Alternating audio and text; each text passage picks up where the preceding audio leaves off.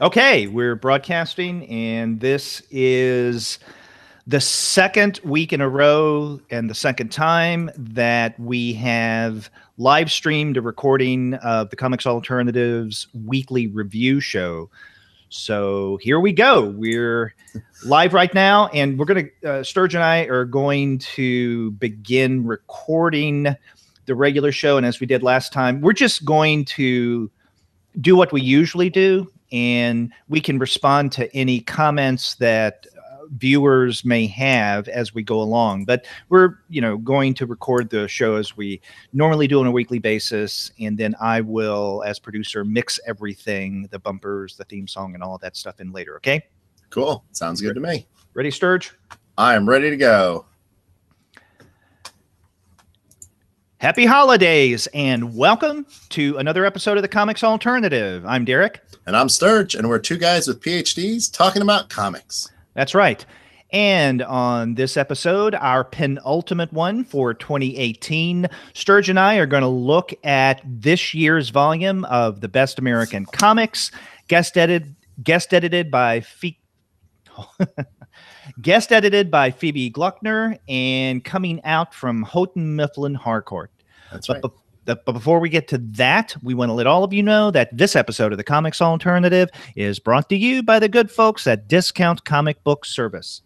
Go to their website, dcbservice.com, for all of your comics pre-ordering needs.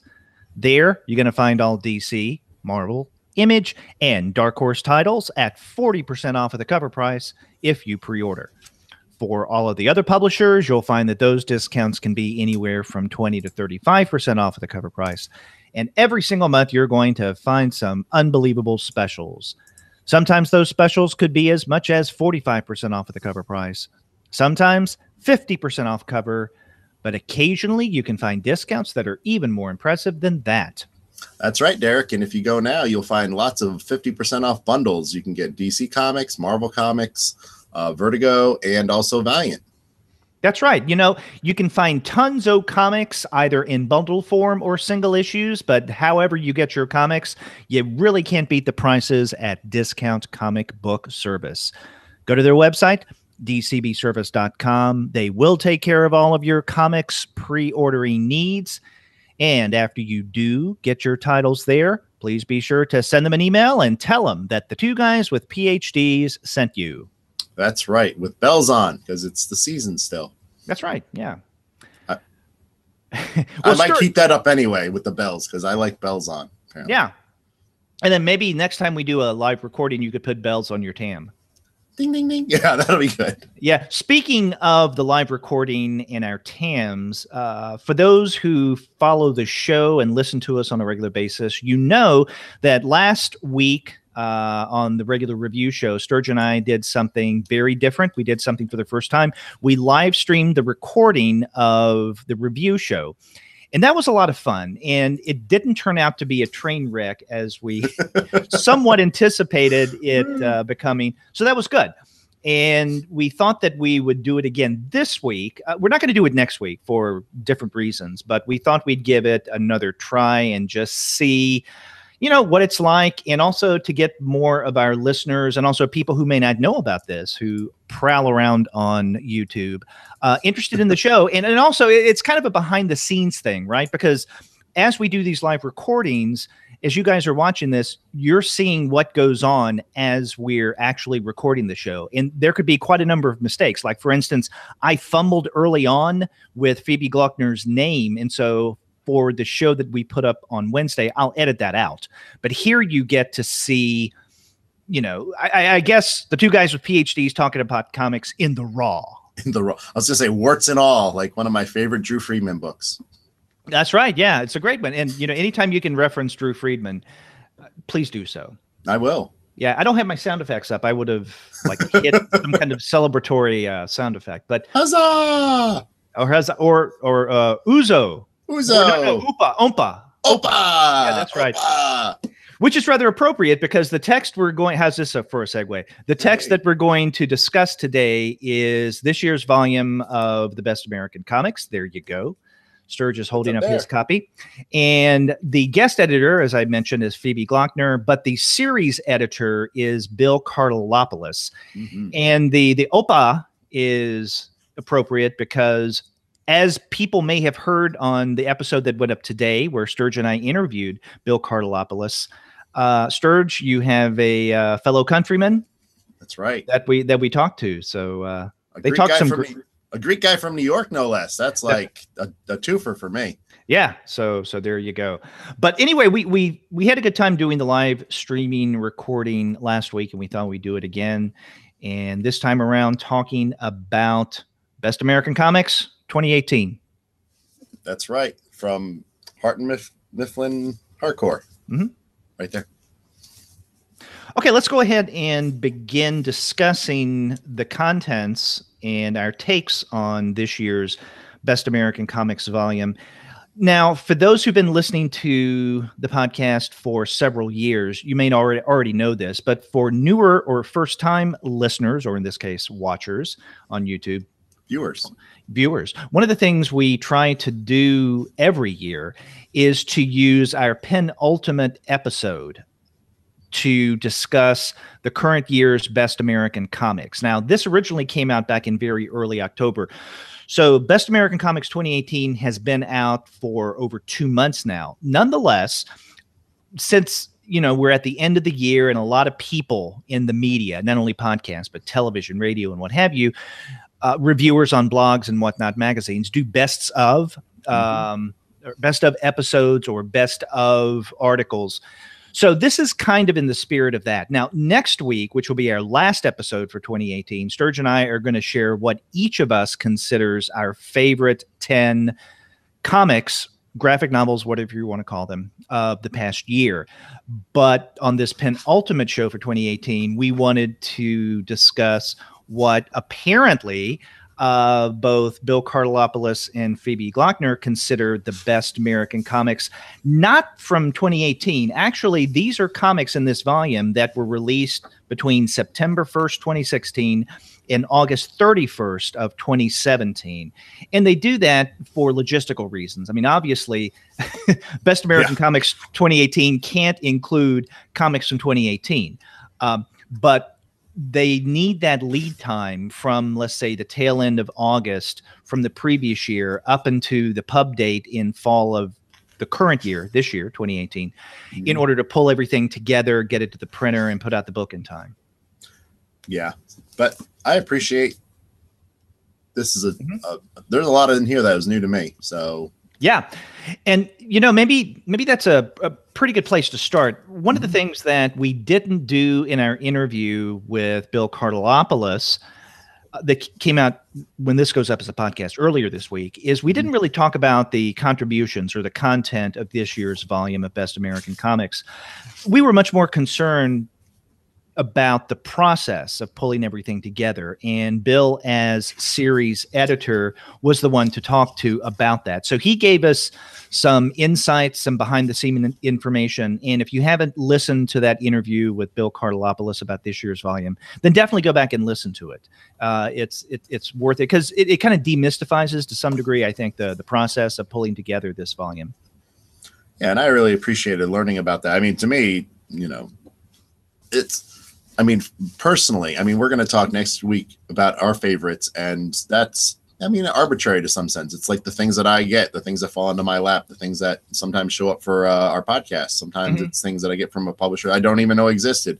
So it's kind of, I read a lot, so I'm not going to say it's representative in any way. So, getting some clarity about what the process is for selection is definitely helpful, I think. And, and there's other comics too. We talked a little bit off air. There's nothing Marvel and DC in this book. And that's very much like when people think of comics, they generally think of superhero things.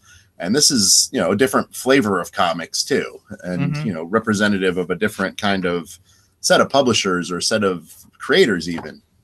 Exactly. Now, I want to come back to something that you said a moment ago, and that was that a lot of the things, maybe even most of the entries in this year's Best American Comics volume, are things you didn't know about before. And that's something that I've always enjoyed and appreciated about every year's volume of Best American Comics, I look at it two ways. One, in going through the year's Best American Comics volume, with the material that I already knew, especially the stuff that we discussed on previous podcast episodes, Right. what that does is, in some way, not that we necessarily need this, but it kind of validates our reading choices and what we decide to discuss on episodes of the podcast. And so it makes me feel good. It's kind of like, patting myself on the back. So yeah, well, other people think that this is one of the bests of that time period as well. But another thing, in a less vain aspect, an appreciation I get from each volume of Best American Comics, is that it's an incredible entry point into a whole array of comics that I didn't know about. And I think the vast majority of these are self-published or very limited run that, I wouldn't know how to get, even if I knew how to reach out to the artist. I mean, maybe through their websites, but even then, if I don't know who these creators are, how would I know about their websites? So this is a good way of introducing yourself to a lot of alternative, indie, self-published comics. Yeah, and mini comics, there's a few mini comics in here too. And those are, very, very limited in print run and access to them. I mean, you basically have to run into the person at a show and get it from them, or if you know who they are, kind of mail away for it. But otherwise, I love mini comics, but I think that building a comprehensive collection of them would be kind of a impossible task, because there's no possible way to get all of them, just because they're all over the place. Yeah, exactly. And, maybe you could come across some of these mini comics through, let's say, John Porcelino's Spit and a Half side. But even then, I mean, he doesn't have everything under the sun when it comes to mini comics. I mean, he has a lot. So, I mean, this, I think, is one good way, along with, John's Spit and a Half website, of finding self-published mini comics, things that you didn't know exist. And that's one of the things I look forward to every year with the Best American Comics. Yeah, and I appreciate the gamut. There's a whole lot of things in here. Exactly. Now, I went through and I counted right before we got online. There are 33 entries in this year's volume of Best American Comics. And of the 33, because I felt like I knew over half of them or have read over half of them. But when I counted, not quite half. There were 13 of these entries in this anthology that I had read previously and I already knew about. Maybe I forgot something about the storyline or what happens in the excerpt, but I knew not quite half of them. Did you know a lot of these already? I knew a lot of the creators, but out of the things that I'd actually read, I think my number is very small, something like 6. I think 6 of the things I had read, but a lot of the creators' names I know, and I've seen their work in other, like Now anthology that we read and talk about from Fantagraphics. A lot of the creators are in that.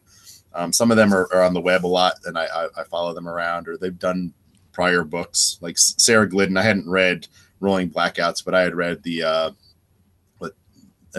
Learn Everything About Israel in 60 days. Yeah, I'd read that and I really enjoyed that. And it's just, there's a lot in here that I appreciate, actually, the excerpts in a sense, just because like I've been talking about, sometimes I just run out of time and I mean to read a book, but I haven't. So this is kind of like a kick in the butt. That's like, you know what? Those are a good 10 pages. You need to find the rest of that book and delve into the rest, because that's a book I was looking forward to and wanted to read. And I know it's been very celebrated.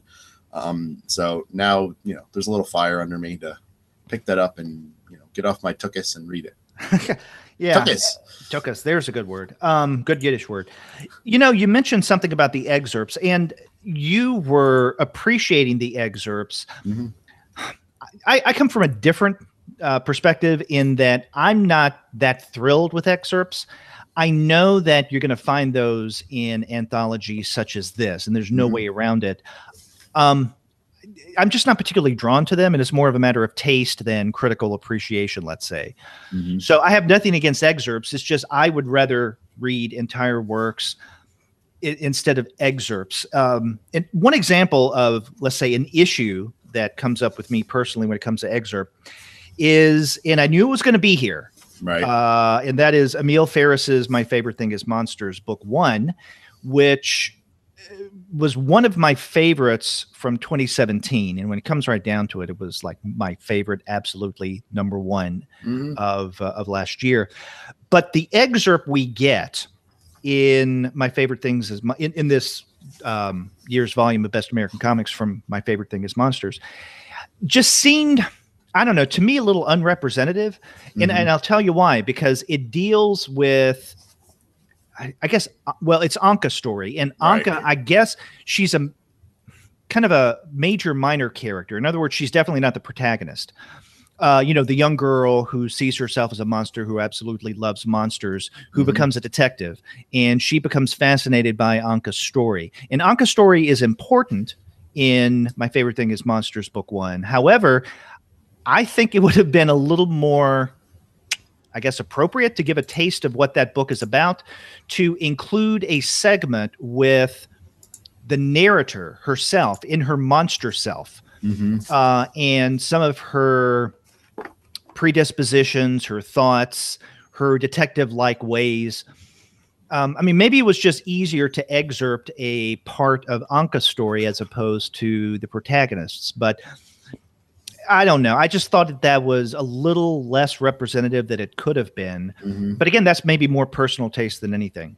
Yeah, and I hear what you're saying. I mean, I think logistically, the things that Bill has to deal with too, you know, probably page count and how much of a thing can you do there, and how much of a chunk from that book can you present and have it be, you know, representative of how excellent it is. Because I agree with you that you know, this is one of those, this is like a slam dunk to me. Like, I read that book and I was dumbfounded. I was like, this is like an amazing achievement of a book, and you know, it's like a hurricane in comics, or something like that.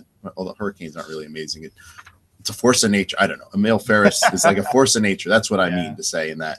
And you know, I fully expected that to be here, but maybe, you know, finding that one part that, you know, there's so much in that book that I think it has so many multiple payoffs that, you know, like without the context of some of that, you might not get just quite how, you know, like the context that would make the comic sell the comics, or how good they are, if that makes sense.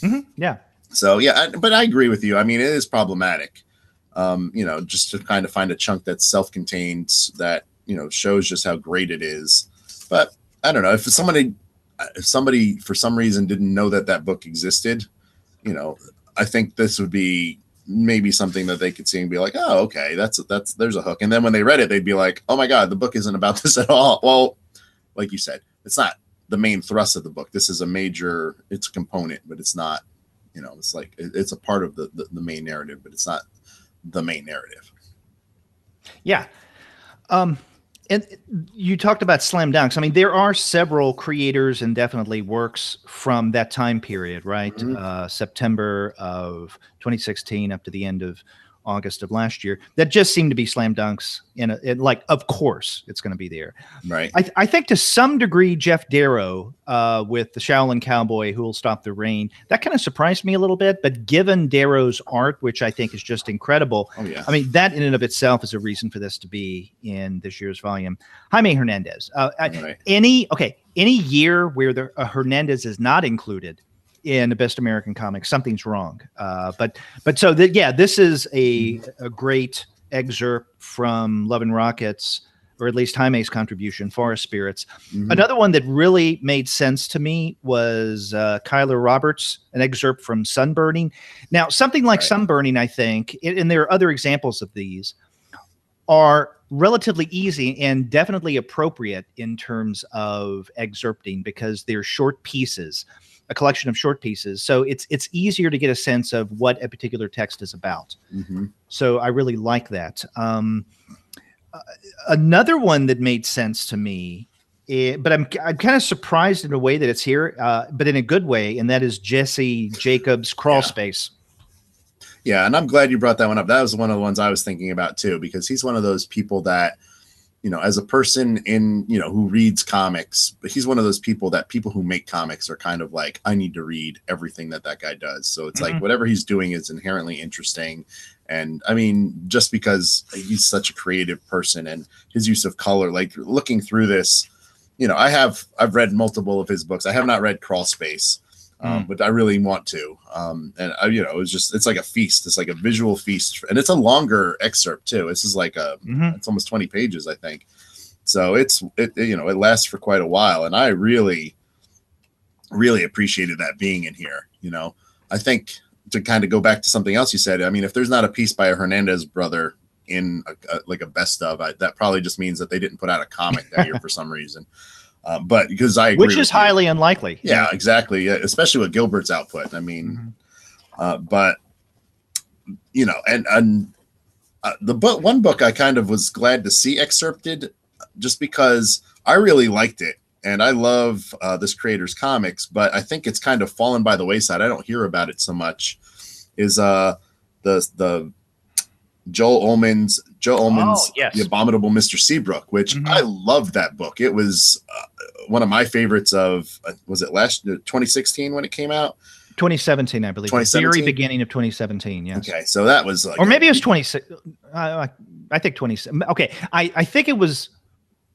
Maybe it was 2016. I think you're right. Maybe. I don't know. I'm forgetting now. But I know it was one of my favorites of the year that it came out. And we had Joe on the show to talk about it. Yeah, and I remember him being interviewed about it, and I listened to that one, and I listened to a lot of the interviews, even when I'm not involved or wasn't involved. And I really love this book. I mean, it was meticulously researched. It's about a figure who's, I think, pivotal and important in a way, and also forgotten. So, you know, just the work and the labor that went into that volume, let alone, you know, him telling a story, and, you know, not just it being a history of a person, but also kind of like we joked about this podcast being the live ones being a slow motion train wreck. His life was a slow motion train wreck. Seabrook. It's just like, you know, you see a person just get consumed by his lifestyle and alcoholism, and you know, it's heartbreaking and horrible, but fascinating at the same time, just because he was such a way out character who lived this larger than life, you know, style, or you know, went places and sought out, you know, experiences in the world, and you know, to have all that captured in this book was remarkable. So I'm really glad to see that in here, because that's some excellent comics that I think have, you know, not gotten the attention that they're due. Yeah, I'm glad that you mentioned that. Actually, that's one of my kind of no-brainers. It definitely should have been in here. And I've been a big fan of Joe's work for quite a number of years. Oh, yeah. This is very different from the kind of stuff that he would write about, which was either fictional or autobiographical. And I remember doing not a podcast interview, but I did a text-based interview with him for the Comics Alternative blog a few years ago. And at the time, he was in the midst of working on the Seabrook book, and I'd never heard of Seabrook before he had told me about him. So I looked him up after he brought him up. So I knew this was in the works. And then, of course, when the Abominable Mr. Seabrook came out, then Kunka and I had him on the show. Great guy, does incredible work, and I think that the year that it came out, The Abominable Mr. Seabrook was one of the best of the year. Yeah, I agree. And there's, I mean, just some other people in here. I mean, Gabrielle Bell, she's... Oh, yeah, that's another one. Yep, of course, Gabrielle Bell. Yeah, and, you know, she's another one of those ones that, like, you know, every time I see lists of people that, you know, comics artists especially, like, who do you follow? They're all like, Gabrielle Bell is, like, phenomenal, and you should totally read everything she read or writes or puts out.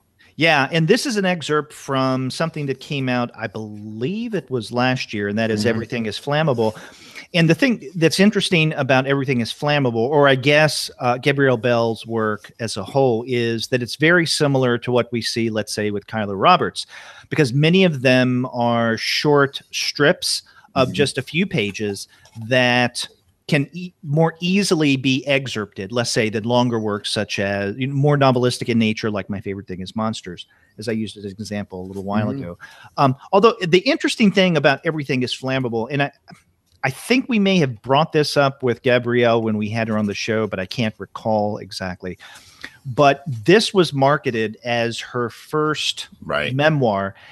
And I didn't see it any different from her other collections like Cecil and Jordan in New York or Voyeurs, that because you take all the short bits together and they do tell a story in a memoir-ish way or a life story way.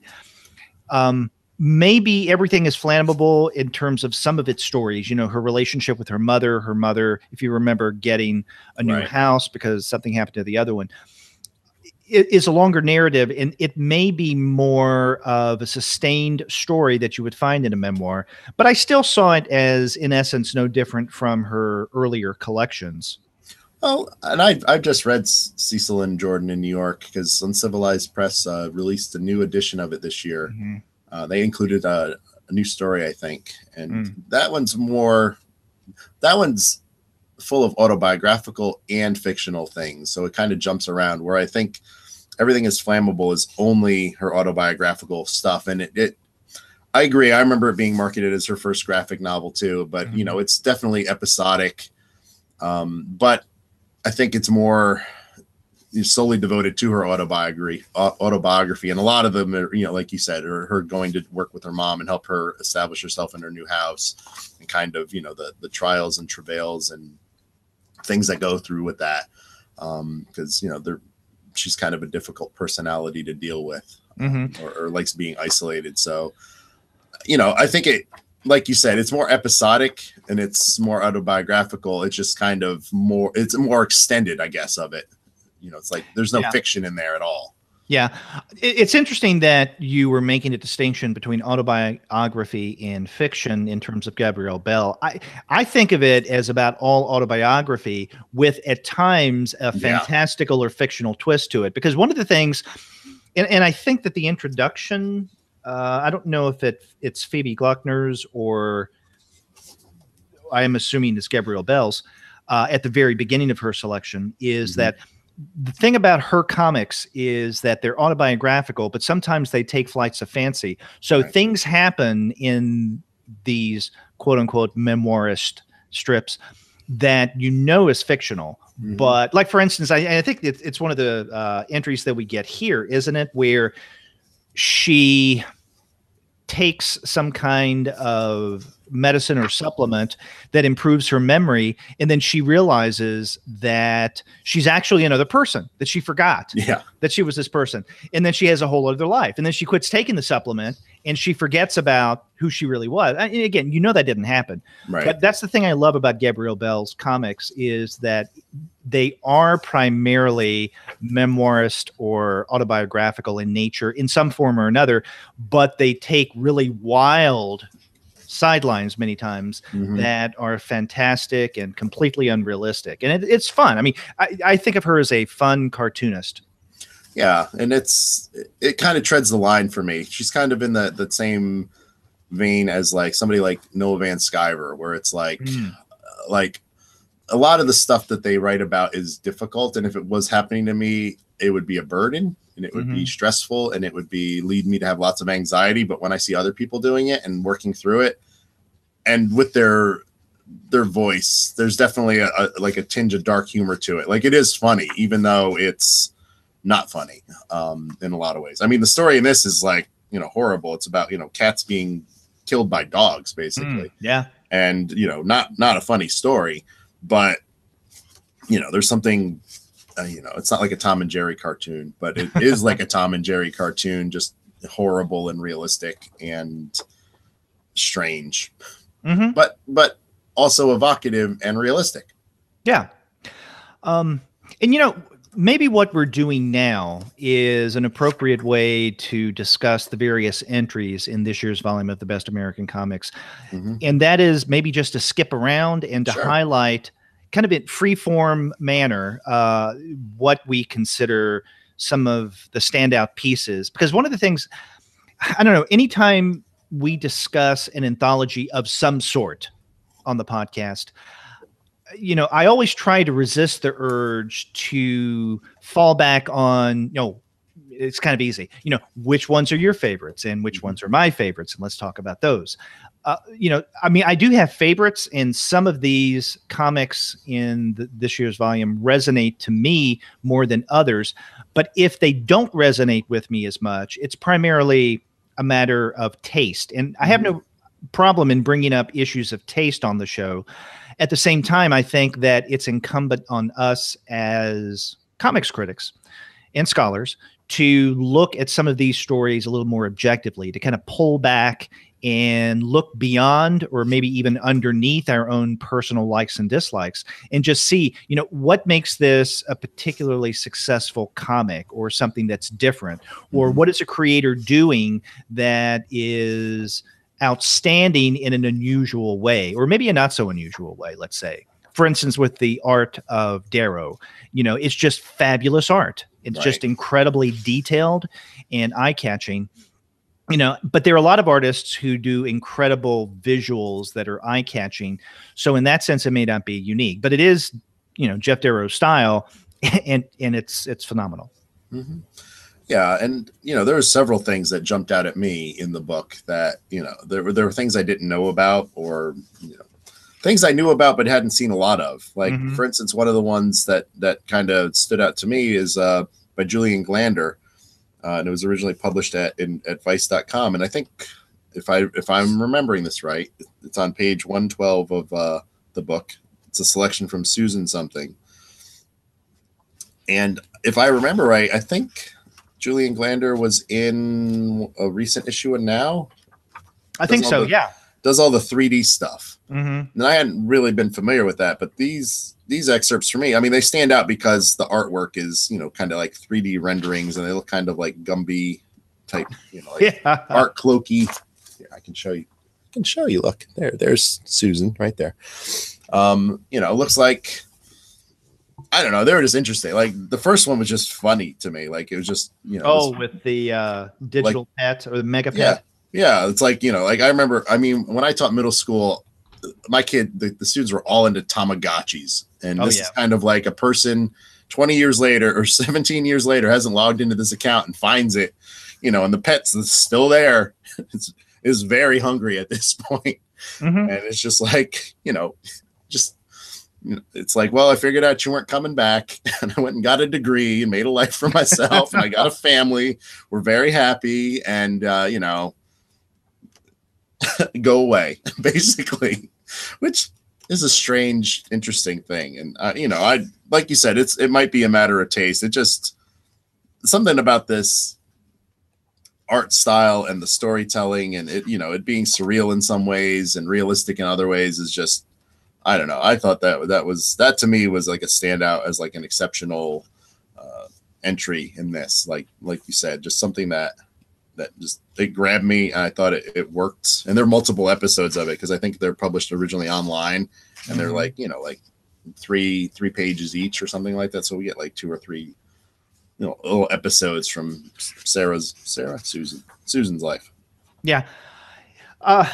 Something that I didn't know about before, both in terms of the comic itself and the creator, I didn't know who this person was, that really stood out to me. And this is it begins on page 196. And this is Julia Jacquet's Playground of My Mind. It's an excerpt from a piece that was originally published in a larger work called Playground of My Mind, which was published by the Welland Museum of Art and Delmonico Books. And I want to point out something that kind of surprises me that I like this so much in a moment, but I really did enjoy this. I've never seen Jacquette's, and I guess that's how you pronounce her last name, Jacquette. I've never seen her work before. And basically what this is it's an excerpt from a longer work that's apparently about 62 pages. And it's about a young girl who is recalling growing up in New York, in Manhattan, during the 1960s and then I guess into the 1970s, and primarily as it applies to her living space, specifically playgrounds, and what they meant to her. At least that's what the excerpt seems to be mostly about. And so I really did appreciate this, especially the way in which that Jacquette not just deals with the subject matter, but many times with the text, literally bends it around her images in a way that, to me at least, underscored the kind of meandering, kind of winding nature of memory. you know, where it doesn't necessarily move in a straight line. It goes one place, then another. It kind of moves around and, if you will, bend back on itself in many ways. And so the way that the text was arranged along with the images really stood out to me. And the art, I think, was really good.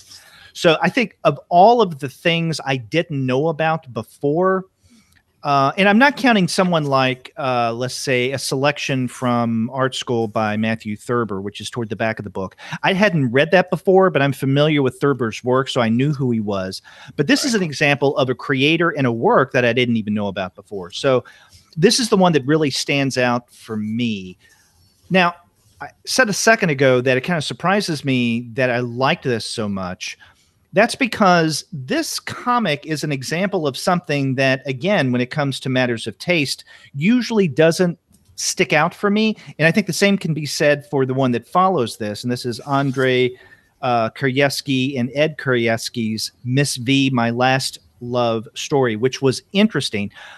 But the reason why these kind of comics usually don't resonate with me personally is I'm not the biggest fan of not necessarily text-heavy comics, but comics that are a series of images, and the vast majority, if not the entire text basis of what we see, is outside of any visuals. In other words, and I think that it's something that I remember when I first read Bechdel's Fun Home, I had a similar experience because it was narration heavy. Right. And so you didn't get near as much, so to speak, action within the panels themselves. I mean, you got some. And I think that both Miss V, My Last Love, and then Playground of My Mind are examples of those kind of comics that normally I wouldn't be drawn to. But I have to say that Julia Jacquet's excerpt from Playground of My Mind was one of the standouts for me. I agree. That was one of the ones when I read it, there was a part of me in the back of my head that thought, this is just a scrapbook, like in a way. Yeah. And the more I thought about it, though, you know, something like Sean Tan's book, The Arrival, is also kind of like a visual scrapbook. It doesn't have any words in it. And, you know, but that's more like a narrative based. And I thought Playground of My Mind, especially, what I appreciated about it is kind of how she bent the text around the images. And the thought, I think, that went into that, and the way that the way she used negative space around things, you know, like definitely this is you know, it's a piece of autobiography, but it's also kind of a meditation on architecture. So I think it works like that because it's kind of like, to me, it uses a lot of the affordances of comics to kind of make a visual essay. And I thought of it more like that than I did like a straight narrative. And you know, and like the artwork, like you said, is impressive. It's gorgeous. I like how things are arranged. I like how the pages flow. I like how the considerations of architecture and some of the more technical or historical stuff worked in here. I don't know. It's very, I think it's difficult to make something information rich and also aesthetically pleasing and also kind of gripping narratively speaking. And I think she did all three of those things with this, you know, and I'm definitely interested in checking out the whole rest of the thing. I would like to see the rest of this. And I hadn't, like you said, I had not been familiar with her or this work. So I think it's fascinating. You know, as for Miss V, I really liked, I had the same kind of issue that you did. That one is much more text heavy and, you know, it's more like an illustrated story. Right. In a lot of ways. And like an adult picture book. Yeah, like an adult picture book. Yeah, definitely adult and definitely adult, because there is quite a bit of risque narrative going on. There is. It involves adults and it involves adult situations. That's right. And I don't know. It's, you know, it's another piece of autobiography. It kind of reminded me a lot of, this is not comics, but here in Knoxville, there's an artist that does kind of large prints that are all about like figures in country music. So it'll be like a picture of Johnny Cash in the middle, and I'll have like text here and text here and text here and text here. And you don't really need, you know, the Johnny Cash picture. And it's almost in the same style of like artistically as, you know, this is very, what's the word I would use? You know, it's like purposely raw, I would say. You know, this is not polished in the sense that, you know, if a person that was not into comics read this, they might look at it and go like, oh, a kid drew this. because it's very, basically representation. Like, I'm saying things, I'm trying not to show adult bits so that Twitter gets mad at us, but you can see what it looks like, like that. Mm-hmm. And I'm not downplaying the art or the art style or saying that, it's childish, but if you weren't, familiar with art styles, you might think, kids could draw that, which I think is kind of the point of this, is that it's, it's more rougher and not polished and more like raw, I guess, because of the kind of experiences. And like you say at the end, it's almost like scratchboard art towards the end, some of those bits where it gets particularly adult or negative, where it's, predominantly black backgrounds with white line work. And, there is still a lot of text until the very, very end.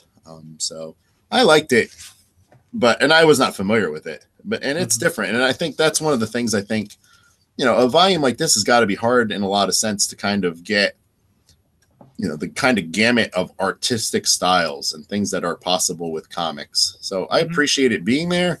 Would it be I actually like the story, especially the story. Yeah. Yeah. The execution is, it might be a bit text heavy for me too, just because, like you said, it's more like an adult picture book thing, but comics is, I don't know, it's a hard thing to pin down. Exactly. And again, one of the benefits, this is something we talked with Bill about the other day, is that many of the entries in not only this year's volume, but in previous volumes of Best American Comics kind of challenge our understanding of comics. And that's something that I appreciate. Again, it may not be to my taste. It may not resonate with me in ways that other comics do, but it nonetheless brings to the fore this question: what is a comic, and how would you define this? So I think that it's good that these comics are in there for that. Something else you said about the Miss V comic is that the art style seemed to be, as you put it, something like a kid could do. And we hear this every now and again, right? Right. That if the art isn't slick, if the visuals aren't as polished as, let's say, what we find more in the mainstream. And by mainstream, in this episode especially, I'm referring to that kind of broadly. I'm talking about premier comics publishers like Image and Dark Horse and IDW and Boom and Dynamite, not necessarily just DC and Marvel. Right. But if the art style isn't of that quality and polish, then you're more apt to hear, oh, my kid could do something like that. And there are a couple of other examples in the book of this, or actually more than a couple, but two that stand out to me is Abraham Diaz's Brosbad, and then Michael Ridge's excerpt from Food Friends, that number 12, that's untitled.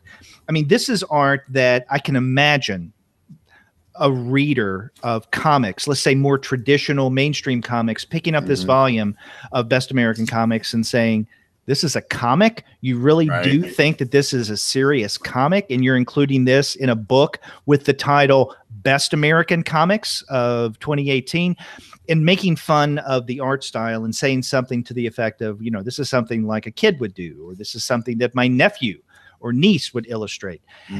And so they're just not used to this. And I think that those who may have that kind of reaction, and I'm not delegitimizing that reaction, right? Because a lot of what we read, and not just in terms of comics or what we consume, has a lot to do with taste, and there's nothing wrong with that. But I could see why people may think that. At the same time, I would ask those readers to momentarily, let's say, abandon their preconceived notion of comics and just see what other creators do under the title or medium title of comics, to kind of challenge their understanding of how they define a comic. Yeah, and I agree with what you're talking about too. There was a lot in here that made me uncomfortable too. And I think kind of willfully so, not just in terms of the art styles, but one of the ones I really enjoyed, and I'm going to use enjoyed in quotes. I can do that here, air quotes, enjoyed, because it wasn't, but Margot by Margot Ferrick, which looks sort of like that. Oh yeah. Which is a horrible story in a way, because it's basically like a remembrance of an abortion is what it is. And kind of kind of sorting through the feelings associated with it, and it being kind of like a hello and a goodbye in a way to just, you know, a person that didn't become a person in a way. And to me, like that was one of the ones that it's a lot of it's representational and not, you know, like it's a weird mixture of like words and pictures. And I say weird, not like, I don't know, it's unusual. I mean, but I can't imagine going through the experience and the emotions and trying to sort through that kind of thing and deal with the multiplicity of what's happening in a life and trying to represent it, I think is I mean, it's remarkable to me that, you know, even attempting to do it. And to me, this is just like very brave comics making, and kind of groundbreaking in the sense of, you know, trying to represent, how do you represent something like that? How do you convey that to somebody who may or may not have the same experience as you? Or how do you just get it out of your system and put it out there in the world in a way that, you know, you feel, I'm not going to say like closure or something like that, but, you know, you feel satisfied with the result. And to me, that was one of the books that, or one of the comics in here that was, I don't know, it did thing, you know, like it wrestles with that thing. What is comics? What can comics do? What can you put in comics? You know, you're not going to find this in like an IDW book or a Boom book. Right. But I'm maybe a glad Fantagraphics or running quarterly, but. Right. And I really appreciated getting that in here. You know, it's you know, it's described as the last comic in a collection of love letter comics. And it's like, wow, what kind of, you know, this is like a remarkable and, you know, version of a love letter, honestly. And I really, you know, that was one of the ones that's jumped out at me just because, you know, just, it was like, wow, you know, to me, like a wow, like the whole experience of reading it and thinking about the conception of it and, you know, trying to work through things in this format, you know, it's remarkable to me. Yeah, it was a very impactful story. And it's one of the two pieces in this year's volume that you have to turn the book in order to read, just because of the layout. The other one that you have to turn in order to read, at least read appropriately, is the entry by Casanova Frankenstein. And I like Casanova Frankenstein's work. I've communicated with him quite a bit in the past, not only via email, but also through various social media outlets like Instagram. And he's an interesting fellow, let's just say. I don't know if you've read many of his comics, but his excerpt is from Purgatory. And this excerpt is titled A Taste of Purgatory. So I like his work. I think maybe I'm wrong, but I vaguely remember him being in an earlier volume of Best American Comics. Maybe I'm misremembering, but at least in this year's volume, it's good to see him in here. Yeah, and I agree. And they look kind of like this, you know. Yeah, we have, you know, Aris Kotsis is out there, and he said he likes seeing the images. So I'm showing. That's why I'm showing the images. Aris, welcome back to the show. We're glad that you're back for the second week in a row watching us live stream a recording of this week's show, the regular review show. So you ask and you shall receive. But yeah, I love this story too. I had not been familiar with Casanova Frankenstein at all, other than I think that's a villain for Flaming Carrot comics. I think that's what the name, or the Mystery Men. I think the Mystery Men fight Casanova Frankenstein, which is it's a great name. Yeah.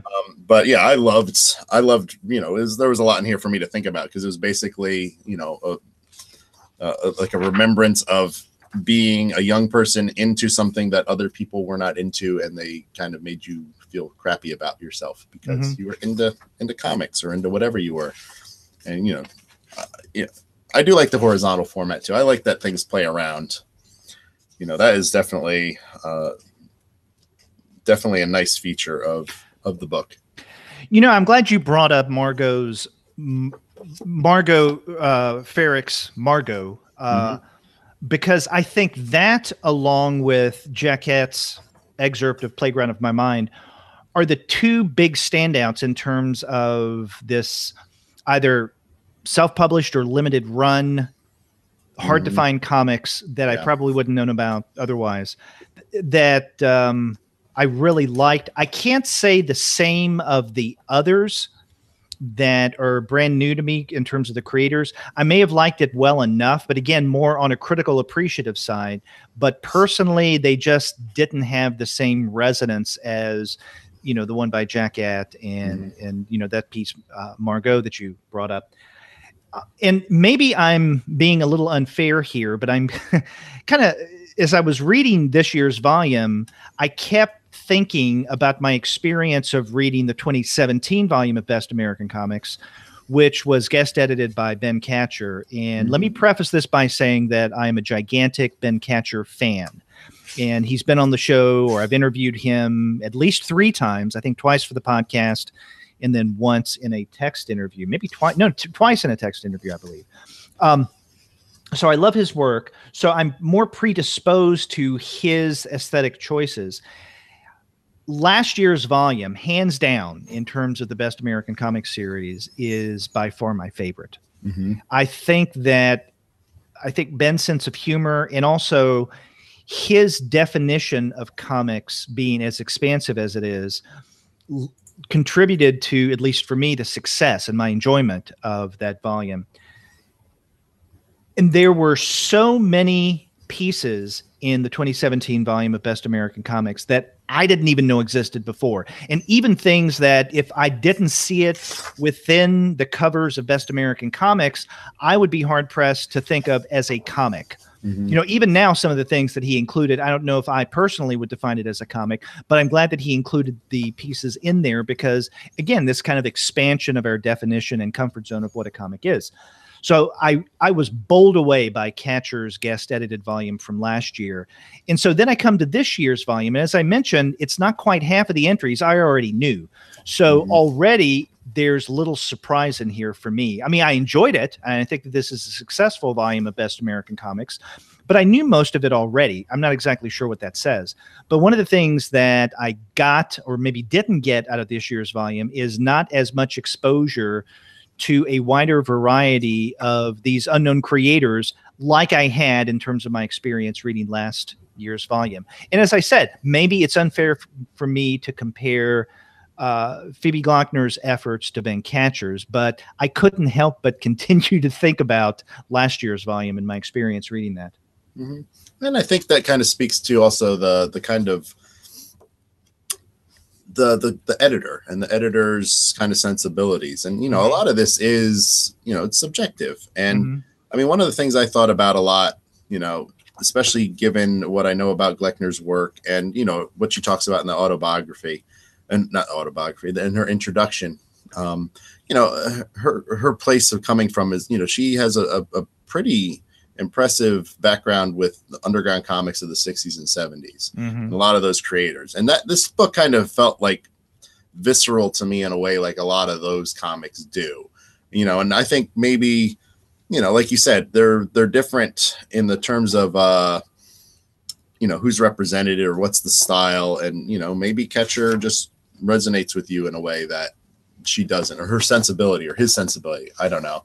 I mean, but I think of things like, you know, like this to me, like there was a lot in this book that made me feel like I would say are visceral comics that kind of grab you and make you be like uncomfortable with a lot of things. I don't know. That's the way I felt. Like I appreciated a lot of them. I won't say I liked them, you know, because it wasn't like, oh, I read it and it's a lot of fun. But I think a lot of them were moving in ways that were kind of, I don't know, horrible and visceral.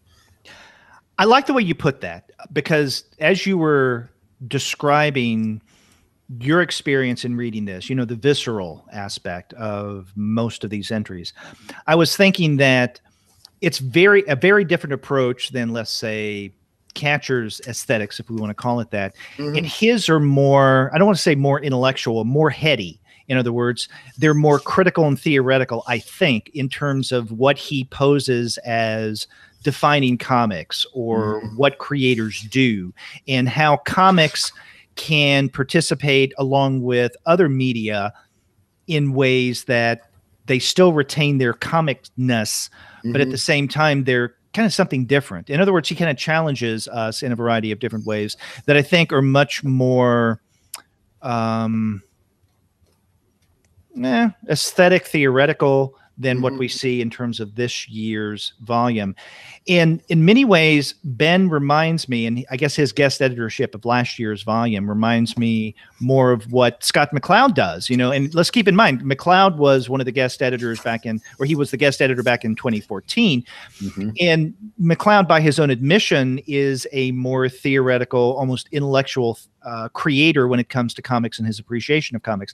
And I see Ben Catcher being more in line with the Scott McCloud school than definitely the Phoebe Gloeckner school of, you know, the kind of comics that really do take off for them. Yeah. And for me, this is like an interesting part because I think about comics and what they can do. And I think this is maybe a more traditional volume, like in terms of technically speaking, like the comics themselves are not so much like the, you know, pushing the envelope so much as the stories that they're containing are trying to. And I'm thinking like, you know, I love Guy Delisle. He's on page 55. He's got an excerpt from his book Hostage. And, you know, it's about a person, I'll put more the picture here. It's basically a person being held hostage by a terrorist organization. Right. And, you know, it's at least this part is like the, you know, it's very gritty. It's like basically a guy chained to a bed and, you know, the things he's trying to do to kind of get by and make his life tolerable and, you know, in an intolerable situation or something like later in the book. One of the ones that jumped out at me is called Ugly by Chloe Perkins. Yes. And that one is, I'm going to find something that I can show you without YouTube getting mad. Because there's a lot of naked stuff in that one too, but this is like, you know, her naked. This person of undeterminate gender, looking in a mirror, and you know, just dealing with perceptions of beauty, and it goes on for a while, and it's, that's one of the ones that just jumped out at me too, just because you couldn't not pay attention to that comic. It was just like it just reached out and grabbed you, and it's visceral. There's like, it looks like blood sometimes. There's like lipstick. There's all kinds of bodily mutilation and stuff happening in it. It's almost like I got the sense of this as almost like a performance piece. Yeah. In comics form. That's a good way to put it, I think. And yeah, that one to me just you know, it demanded attention. And but you know, the comics themselves are not part of it, but the imagery, you know, the comics are not like, you know, it's panels. You know, it's what you would look at as like, you know, left to right, top to bottom comics. But, you know, the stuff that's being explored, or, you know, it's like variations on, you know, beauty and ugliness and trying to reconcile the two in really powerful formats. Or even things like a few pages later on 310, there's a comic called Untitled by Michael Ridge. That was originally published in a something called Food Friends, but PHOOD PHRENDS #2, and it looks like an Archie comic. The characters, yeah, definitely look like Archie. But I have no freaking idea what is coming out of their eyes and mouth. Yeah, it's like this black liquid is just constantly streaming out of their orifices as they sit and talk in the car, and may or may not neck when they get to Lookout Point. Yeah, even though she's much too young for him. It's an issue. Yeah. You know, I want to bring up another point about this year's volume, and not just this year's volume, because I seem to remember this being the case with previous volumes. I can't remember exactly which ones.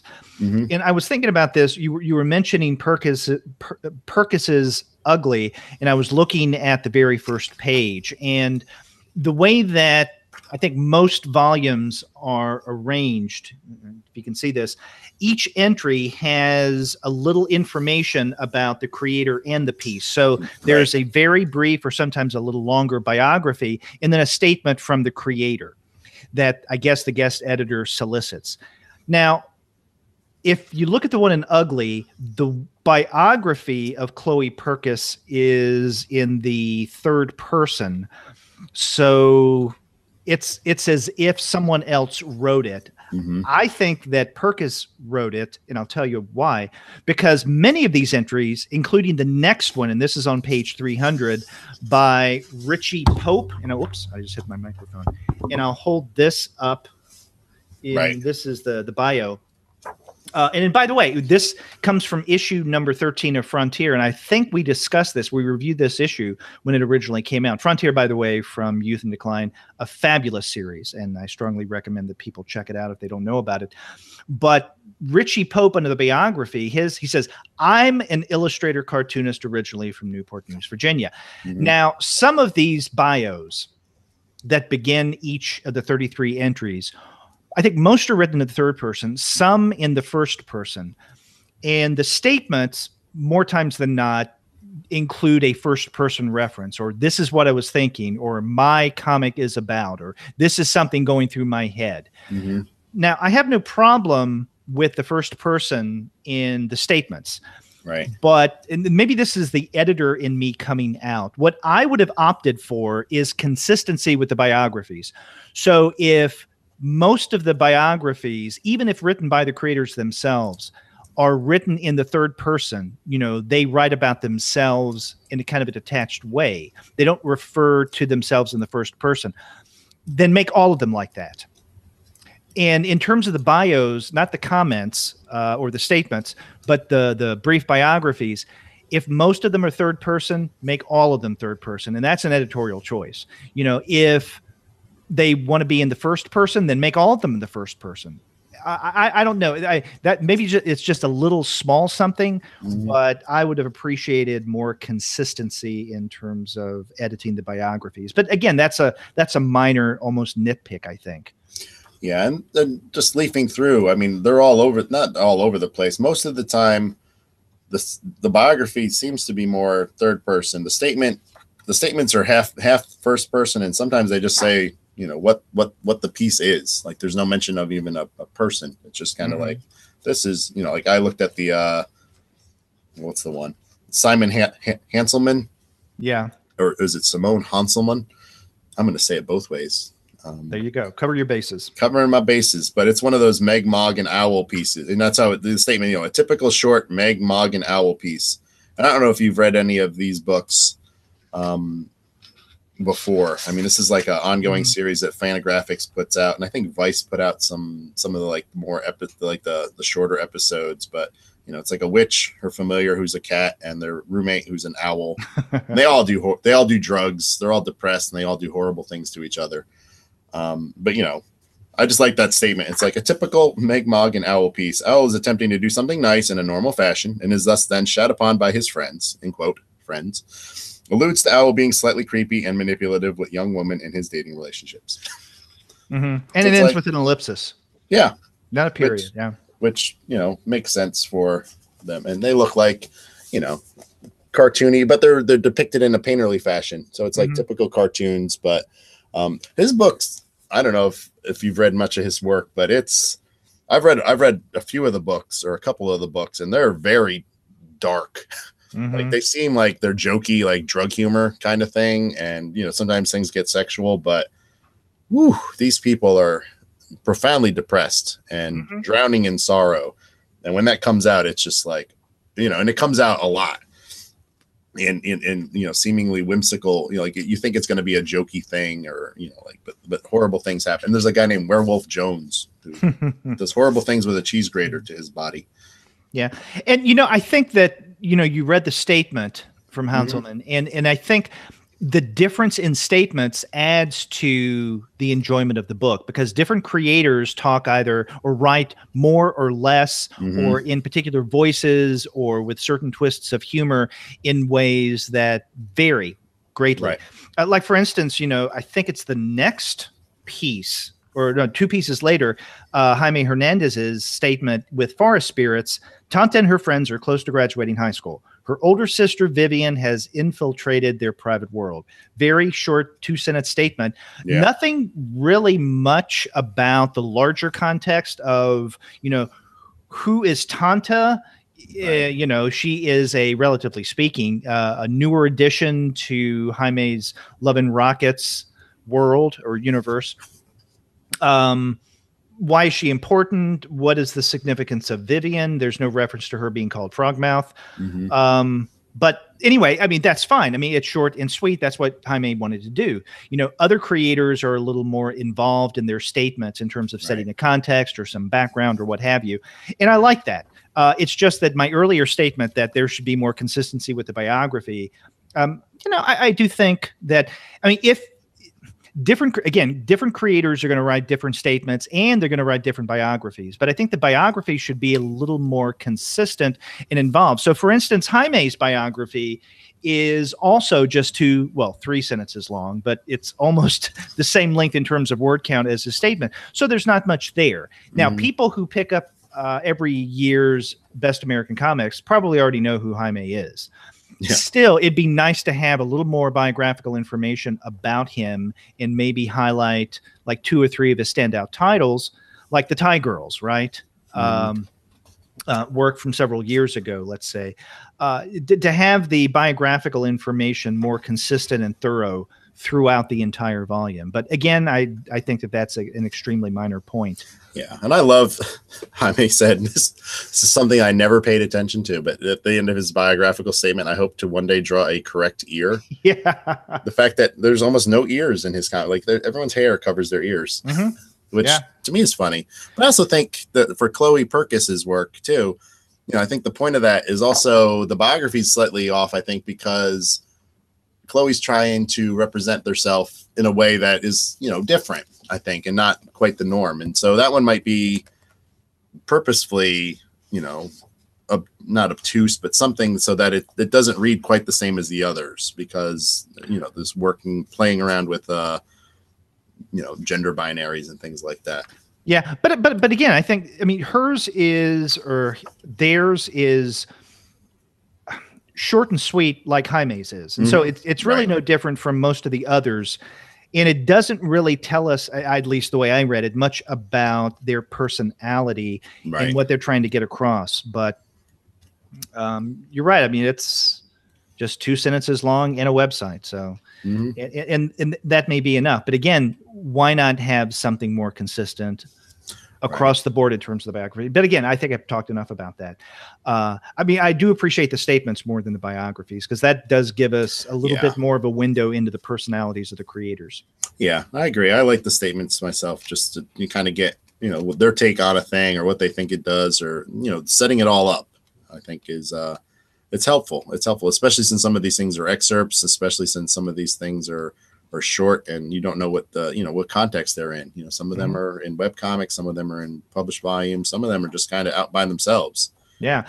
And who knows, maybe there are creators who didn't even, or maybe even want to write their own biography and even statement. And I'm looking at, as a potential example, I have no way of knowing if this is the case or not, but Ted Stern's excerpt from The Moolah Tree. And I like The Moolah Tree. That's one of those works that I was already familiar with. But the statement is in the third person. So either Stern is writing about himself in the third person, or he didn't write the statement, and so maybe Phoebe Gloeckner or someone else wrote the statement for him. Yeah, and I really appreciate the one before it by Ariel Schrag. She did a comic about things I regret. And it was published at the Columbia College Today online. So it's like a university comic, really. But it's a short comic about regret. And her statement was, "I've been wanting to write this comic for a long time, and finally just had to do it before too many more regrets piled up." It's like short and sweet. And I like her. She's another one of those. I'm very familiar with her past work, and I don't necessarily keep up with her. But I'm glad to see her in here. I mean, I don't know. I thought it was a clever comic about things she regrets, which looks sort of like that if you look at it. I don't know how this is going to translate to the audio version. You guys are missing out. You need to come hang out with us and see the pictures. Yeah, we've got several viewers who are in the room right now looking at us. So that's cool. And a couple have commented in the chat. I want to say a little while ago, I said that there were probably just 2 creators and pieces that I wasn't aware of before that I really appreciated. Actually, there's a third, and this is another excerpt. This is by Lael Westvind, and this is an excerpt from Yazar and Arcadis. And let me give you a sample of the art. If you can see, I know I have my light that may get in the way. And yeah, there's something about this excerpt that I really appreciated as well. But this is one of those other comics that there are parts of it that probably the people at Yahoo wouldn't want me to display for the camera. I've heard they're very nitpicky. Yeah. I'm just saying. Yeah. So we're trying to keep this PG, let's say. That's right. 13 maybe. Yeah. Okay. Throw in a swear over here and there. What other entries in this year's volume, really stood out to you? I liked that one you just talked about too, that Yazur and Arcadis. I really enjoyed that one. The backgrounds are pink, which made it kind of unusual for me to look at. I liked Aaron Lang's art school. It made me think a lot about, and I think it brought up, did he bring it up in here? Kind of like You mean Thurber? No. There's on page 242. There's another book called, the selections are called Art School, but they're from a comic called Trim Number 5. Okay, I see. Comics Company by Aaron Lang. Oh yeah, the short pieces. Yes. Yeah. I really enjoyed Lang's art. I've seen it before. Yeah. And I hadn't, but it kind of looks a little bit Robert Williamsy to me. The guy who did he's underground comic, Robert Williams. Like in that, I'm not saying it's derivative or anything like that, but it kind of reminded me, the lettering especially that one I just showed you with the guy's like lighting up. He's got a little. He's taking a little hit of a weed, and he's got a little X on his forehead, and the smoke says Art School, but it looks just that style of lettering. But I like anything like these one page. I would call them almost gag strips set in art school, where one pagers, and I really enjoyed looking at those. I like the style. I had not been familiar with him before, so that to me, and I have illusions about what art school is like, so I kind of like seeing input into that. That's good. That reminds me of one of the entries I really enjoyed in this year's volume. And this is something quite early. This is DJ Bryant's, the excerpt is Echoes into Eternity. And I'll put it up for our viewers. Now, this is from a book that came out last year from Fantagraphics called Unreal City, which is a collection of stories. And they're not stories that are interlinked in any kind of cyclical or what in prose is called short story cycle manner.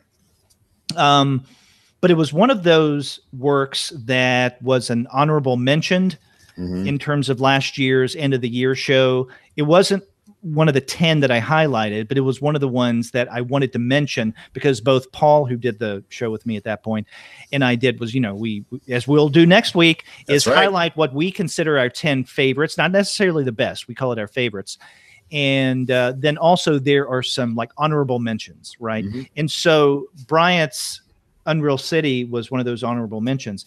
But if you could see again the art that I'm holding up here, there's something I remember reading Unreal City was my first exposure to DJ Bryant's work, and I looked at it and I thought, oh my God, this just reminds me of Daniel Klaus. And some of his work. And by that, I do not mean derivative in any way. It just reminded me of the kind of style that I saw and I really appreciate when it comes to, not only Klaus, but also creators like this. It's kind of a clean style. There is something maybe a tad cartoony about it, but it's more realistic than otherwise. And I really do enjoy Bryant's aesthetic.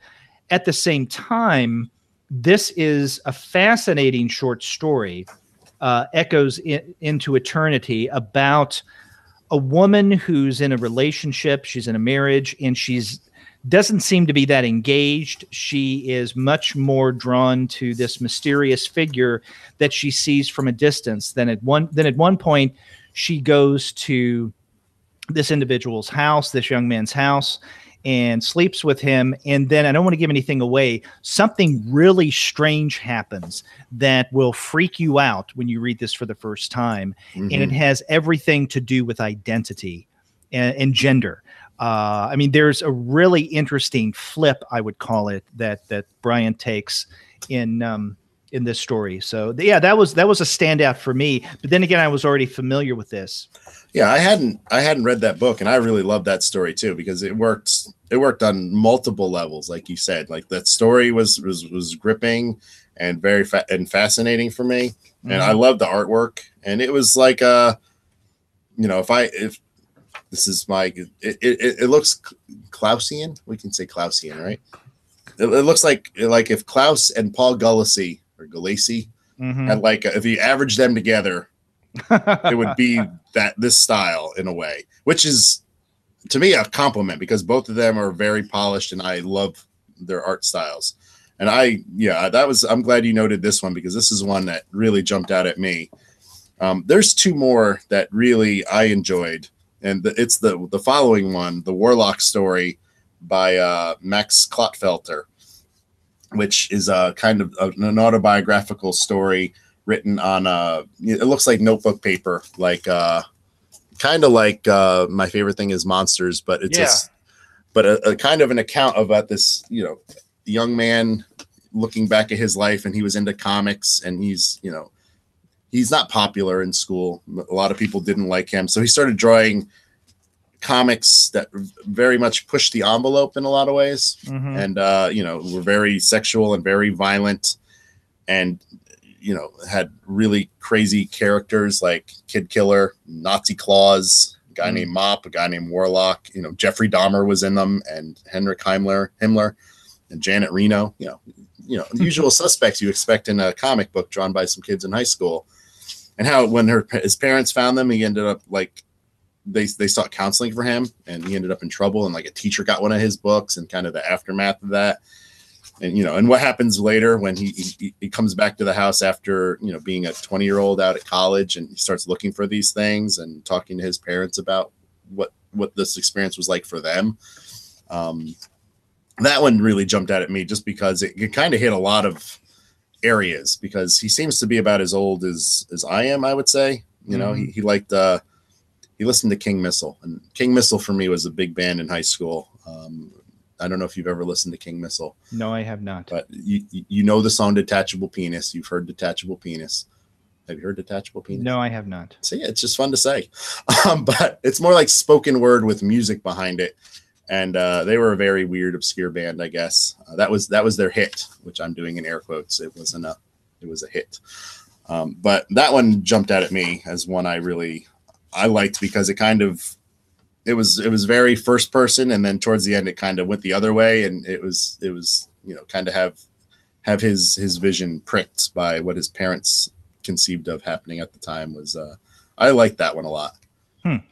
Okay, I just saw that Eris in the chat room said a moment ago, in the video we are only watching Sturge, so if Derek showed something, it was not visible. Oh. And I'm wondering, so maybe this, and again, I'm just learning over the past couple of weeks, Google Hangouts on air. I'm wondering if I, as creator, in the main name under Comics Alternative of this, need to showcase my image when I'm talking and then make your image prominent when you're talking. I don't know. My wife was giving me reaction from last week's recording about what it looked like, and she said that basically whoever was talking or making noise, like for instance, if I went on the mic as you were talking, the camera would briefly go to me because of the noise of me clearing my throat. But that's not what's happening, at least in my screen right now. So maybe it's the way that my settings are up. But well, then you guys are getting some weird facial expressions, and me drinking tea because I have a cold and I'm trying to keep my voice fresh and mellifluous. Yeah. And this is something that I can work on for future attempts at this. There's another entry that, again, wasn't one of my favorites, but I thought that it's interesting. And I was familiar with this creator before, Laura Palmall. And Laura Palmall is the pseudonym of Jason Lee. And this is, and Eris, I hope you can see this, an example of Laura Palmall's work. And I can't remember where I've seen or what I've seen of Palmall's in the past. But these are, in essence, one-pagers that in many ways are kind of political in nature.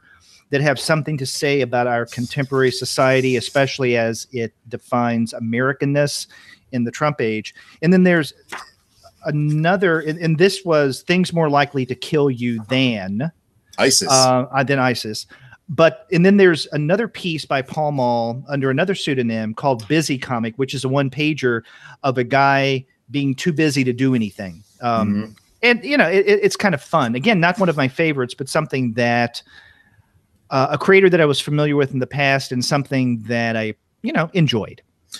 Yeah, I like that one as well. That was one of the ones that, it was funny and political. What will kill you? What's more likely to kill you than ISIS? Hot dogs. Hot dogs are more, Yeah.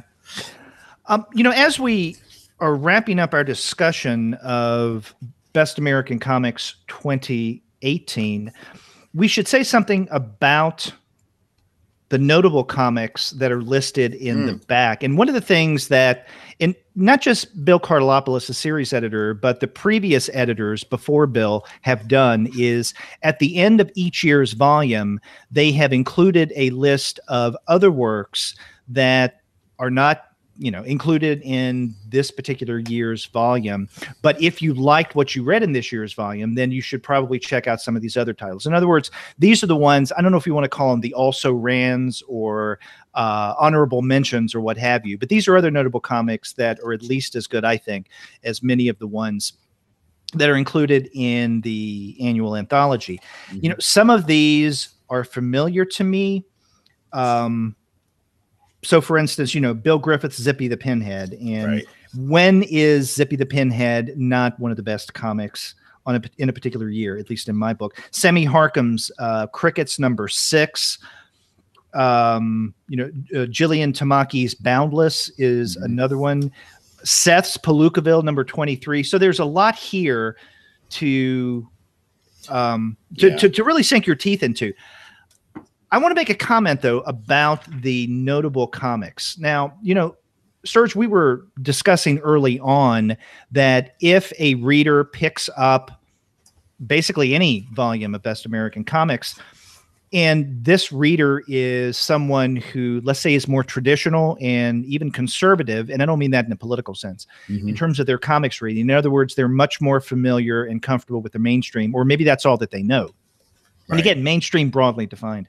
Then they're going to be frustrated by this because they're going to say, hey, many of these aren't comics. Or they're going to say, this that looks like it's written by my nephew is better than, fill in the blank from the mainstream. Spider-Man. Exactly. Now, in terms of the entries themselves every year, I know that one of the limiting factors is getting the copyrights. Okay. So there may be an incredible kick-ass Batman story that maybe by Tom King, probably, that is one of the best, or maybe even something from Vertigo, like, for instance, Sheriff of Baghdad, that was, I think, the year that it came out, one of the best. But yet there are going to be problems and maybe Sheriff of Baghdad was included in the previous volume of Best American Comics. I can't remember, but at least in terms of the DC Marvel properties, it's going to be cost prohibitive for the editors, or at least Houghton Mifflin Harcourt, to pay for the rights to reproduce even an excerpt from that. And that's unfortunate. One of the things, though, about the notable comics in the back is that it allows at least Bill Cardelopoulos as guest editor, because he says he's the one who, as he even said, selected by Bill Cardelopoulos, he's the one who lists these notable comics. It's an opportunity to include maybe more mainstream stuff along with more indie, self-published and alternative material that didn't really get, through logistical reasons, maybe financial reasons, exposure in the anthology proper. This year, in most years, there are 2 or 3, usually no more than 4 from what I can recall, mentions of titles of what I would call mainstream.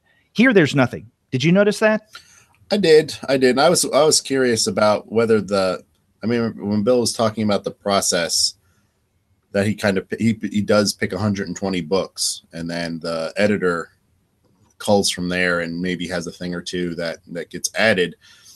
If this was just the list of everything Bill sent, like, this is the remainder. This is what's not in the rest of the book. But yeah, I agree. And there were some things in there that I thought were, there were a couple things I thought were slam dunks that might not necessarily work excerpted. Like Eleanor Davis's "You and a Bike and a Road" was Mm-hmm. one of my favorite comics from last year. That was a good one. And I think on the next page on what was it called? I just looked at it. Sorry, it's I just looked at it. Oh, where did it go? I mean, Ben Passmore's Your Black Friend. Yeah, that's the one. That's exactly the one. Ben Passmore's Your Black Friend. Mind. Yeah, you did, because that to me is a very powerful book, but that book seems unacceptable to me. Unacceptable, just because it kind of works as a whole. It's not very long, but I think you got to have all of it in here, and there's got to be decisions about what you can have and what you can't have. And I agree. I mean, I think the closest thing to a mainstream is something like the Chris Ware one from like the New Yorker, which is but definitely not mainstream. Well, I mean, it's a mainstream publication, but definitely Chris Ware is not a mainstream creator. Yeah, but yeah, there's not a lot of Vertigo in here. There's no Vertigo, right? I don't think, and there's nothing from Image. There's nothing from Dark Horse. I mean, we have the Jeff Darrow Shaolin Cowboy excerpt, but that's in the anthology proper, and. I mean, I have no problem with this. It's just that, at least where I'm coming from in terms of comics, and I'm much more, I think, appreciative of the mainstream and inclusive in that way, is I would have liked to have seen some from, let's say, premier publishers, as I've called them, that are at least as good, if not better, than, at least in my view, than some of the ones that are listed here in Notable Comics. And this Notable Comics section is the place to list those. On the other hand, something that Bill said, and something I think you and I knew already about these Best American Comics volume, but he said this when we interviewed him the other day, and that was that each volume of Best American Comics says something about the editors. So, as we were talking about, this volume from 2018 says something about Phoebe Gloeckner. Sure. Last year's definitely said something about Ben Katcher. So on and so forth, right? But it also says something about the series editor. So in looking at the Notable Comics list in the back, it does tell us something about the series editor and what he may tend to privilege. And one of the things I haven't done, and I guess because my volumes of previous Best American Comics are packed away somewhere, I need to find them, is to go back and see, let's say, what Matt Madden and Jessica Abel included in Best American Comics, notables in the back, and that would say something about them. So I do take this, as Henry James said, you have to take artists in their domain. In other words, take them on their grounds. So don't read them outside of where they're coming from or what they're attempting to do. So I don't want to impose anything on Bill Cardelopoulos in terms of his choice and his aesthetics. It's just that my notable section from the same time period, September 2016 into August 2017, would probably be vastly different. But again, that, there's nothing wrong with that. There's no right or wrong. It's just tells us something about what people privilege. Yeah, and it also might be a matter of what people send in. I mean, I remember part of the process is people submit work to Bill, and he's got the initial call to it. And I mean, I'm only saying this because I remember being not even remember. I did it last year. I was a judge in a comics narrative award given out by the Denver Comic-Con for it was excellence in graphic arts narratives. And so I got a bunch of books to read, and I had to read a whole lot of books in a month. And it was, publishers picked who to send what to. Right. So there were companies that after a while I was like, I don't have any like first, second books. And I was like, for middle school, first, second seems like they better be represented. And and at the time I just emailed one of the publicity people, and I was like, this is an award that's going on and you might want to send some things. And she responded with, well, we didn't know it was out there. And, what do you suggest? What titles would you suggest I send out to people? And so, we kind of got some submissions that way. And all this to say, I don't know. I mean, right now in the current, and this is me talking out of a certain orifice that you can't see because it's below the camera. I don't think Marvel is going to send anything voluntarily to Best American Comics. Personally, I don't think their corporate radar cares about their comics to the degree. And I don't know about DC, Although I tend to be thinking with them having entities like Vertigo that maybe they would. Image is the same, you know, and I don't know. And I don't know if it's one of those things where, you know, Bill's got a certain proclivity towards, you know, whatever. I mean, all of us have subjectivities when we go through these. Right. And maybe some of the publishers figure out, you know what, he hasn't put one of our books in before, and we sent the best of what we think is the best. And I always had a weird feeling about what people thought were the best. Like when I got, I'm not trying to downplay with publishers, but there were some books I got and I was like, really? You sent this book? Like, I know your output. And I was thinking this is a great book for middle school, but you sent this book instead, which didn't make sense to me. Yeah. And that's, you know, trying to read people's minds or figure out what they're kind of looking for. I think there might be some cross purposes sometimes too. Like publishers sometimes want to be like, I'm going to push a book rather than I'm going to put out the best book. Like this is the one we think will sell. So we're going to send you that one instead of the one that is probably the best, you know, and it's like you talked about, you know, our favorites are not necessarily the best. There might be technically gorgeous comics that leave us cold.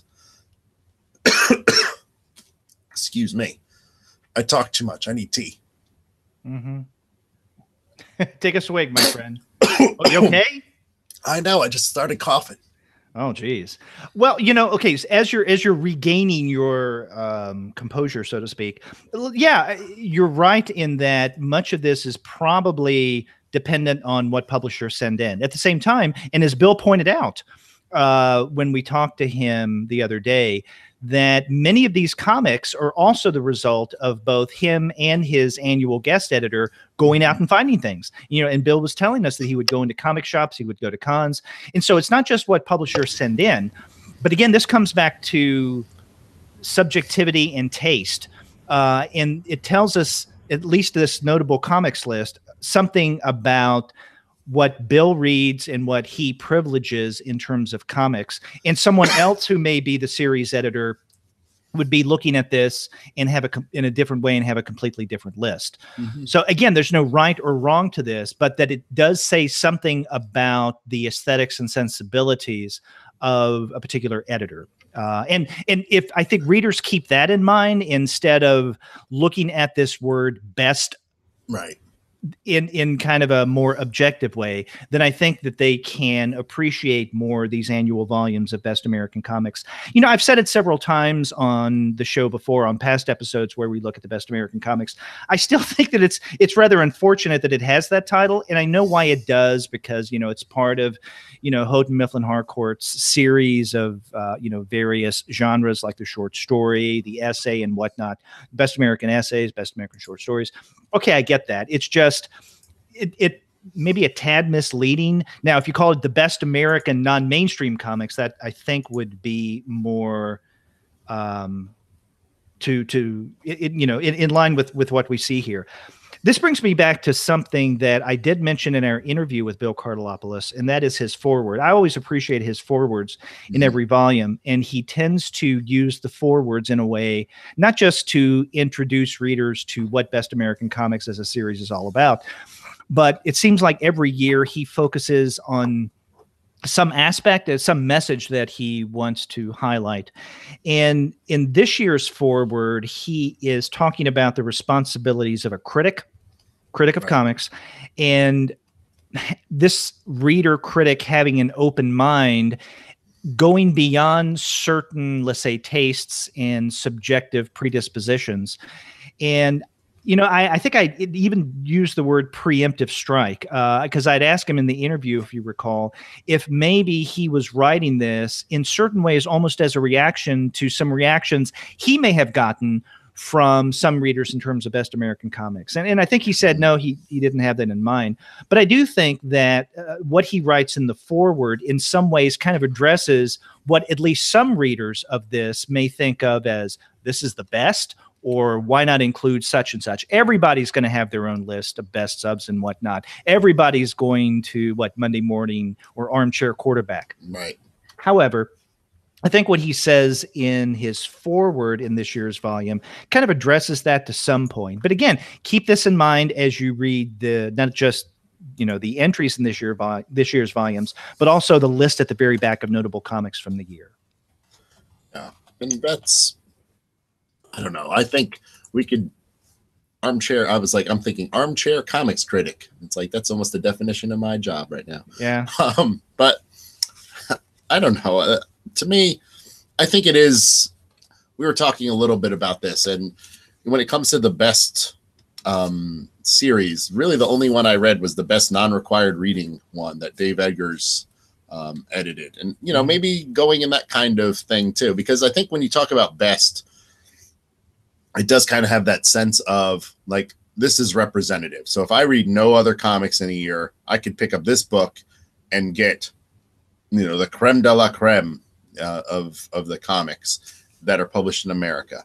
And, you know, by my count, I think there was one Canadian one and one from Mexico, which, you know, North American. And I don't envy him trying to represent everything too. But I wonder about, you know, that name. I get too. It's a marketing thing. It's the best one. So you expect it to be the best one. But it's just, you know, it's definitively subjective. So no matter what happens, it's going to be, you know, I think it makes this talk fun actually, because it's what makes us be able to debate, to kind of push back at it, to talk about the volume, to talk about maybe things that are in there that maybe we think are like, oh, well, this, you know, our response to it anyway, about what we think and how it works. I mean, I do think it runs the gamut. And I appreciate that about it, is that, you know, is it the best?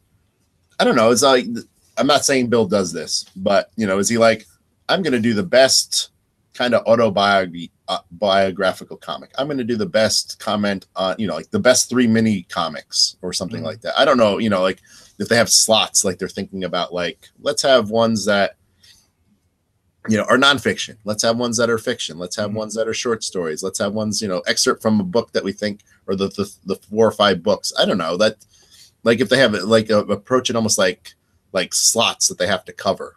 Yeah. I don't get that sense. And also keep in mind that, as Bill pointed out to us, not just in the interview you and I did with him a few days ago, but also he said this on previous interviews, that, you know, it's the guest editor of that particular year that has the final say. I mean, I guess along with the approval of Houghton Mifflin Harcourt, right? What goes in. But, you know, even if I do think that with certain comics readers, let's say what some people call the Wednesday Warriors, right, who are much more familiar and comfortable with the mainstream, I do think that something like this is necessary. I can't highly recommend enough every year's Best American Comics volume, because I think that not only do they showcase fascinating works, but as we mentioned earlier and you and I discussed, it introduces us to things that we weren't familiar with before, and it challenges us when it comes to our definition of what comics are. Yeah, and I appreciate it too. I mean, to me it was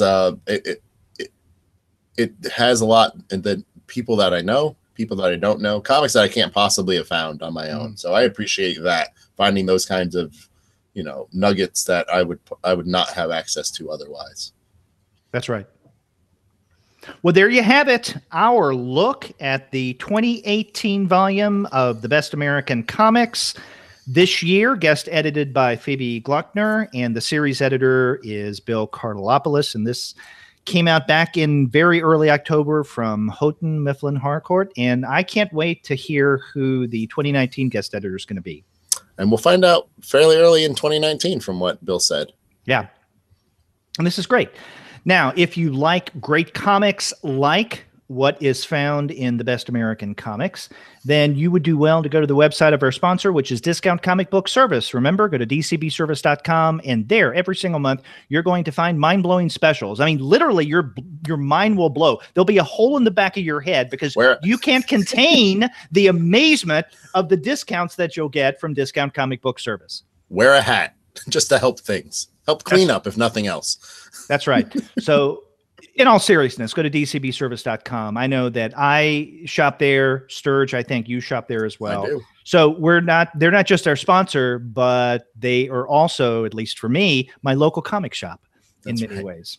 That's right. I'm not just what was that? There used to be a commercial. I'm not just this. I'm also a client. Oh, I think that's Hair Club for Men. That's right. Okay, I think that's the first time that Hair Club for Men has been referenced on an episode of the Comics Alternative. And with that in mind, yeah, if you want to complain about these vague pop cultural references, then definitely get in touch with us and let us know what you think about our lame comments and more specifically what you thought about my and Sturge's discussion of this year's volume of Best American Comics. If you go to our website, comicsalternative.com, you'll find that you can leave us a voice message online via SpeakPipe. Or you can call us the old-fashioned way by picking up your phone and dialing 4153-COMICS. That's 415-326-6427.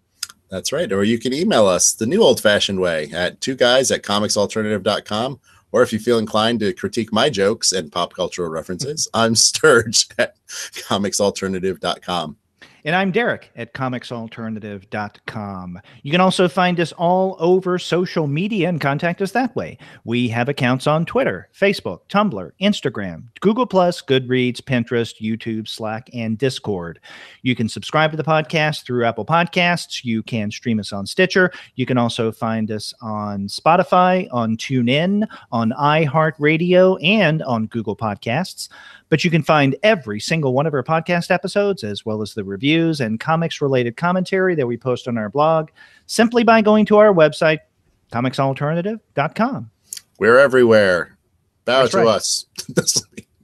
I don't know if we need that fealty, but but at least listen to us. Come click on us. Yes, and we do appreciate feedback. So definitely get in touch. And we thank everyone who came by to witness the live streaming of this episode. We won't do this for the next, I guess, several episodes, maybe. I don't know when we'll do this again, but we'll let you know via email and also via social media that we'll be doing another live streaming event. But remember, Sturge and I will be back next week when we highlight what each of us consider our favorites of 2018. That's right. I was going to say the best comics alternative of 2018. That's right. Until then, I'm Derek. And I'm Sturge. Take care. Peace. Okay, I'm turning off my local recording, although we're still live streaming. Okay. So there you go. Yeehaw. I think that went off without a hitch. In other words, I didn't have to get up and seat a Bucky. So hey, that's a big plus. Yeah. So we avoided another train wreck. Slow motion or otherwise. Yeah, and I'm going to have to figure out how to set things back up to where whoever is talking will be seen by other people. And for some reason, it wasn't set up this way. Mm-hmm. So I'll have to look into that. Because from what I watched, I didn't watch the whole thing, but I watched parts of it. And, it just, whoever was talking or whoever made noise, basically, it just cut back and forth. What, this time around? No, the last time. I can't see anything right now. Yeah, and it should have been. Right. So I don't know. I didn't set up anything different from what I did last week, but we'll figure it out. But for those of you who are watching us, again, thank you very much. And we still have 3 viewers. And Harris may be one of those. Thank you very much for letting us know that there was a problem in the visuals. We hope you continue listening to the podcast. And we do have a lot of shows lined up in the days to come. We have an interview with John Morris that'll come up later this week. He's the one who has written the books, the Regrettable books. His most recent is The League of Regrettable Sidekicks. That was a fun conversation. We also have future shows coming up. Our webcomic show should go up early next week, maybe this week, the December Eurocomics episode. And if I can get hold of my co-host for the manga show, Shay, we'll do the manga December episode before the year is out. And then we have some other interviews lined up as well. Doing a lot of shows this season. I tell you. Yeah. Maybe too many. Too many shows. Yeah. So let us know, people. Yeah. Yeah. Is it too much or are we overbearing? But anyway, we're gonna stop the broadcast now. Thank you very much for being a part of this and witnessing what wasn't a train wreck. Yay. No trains were harmed in the making of this podcast.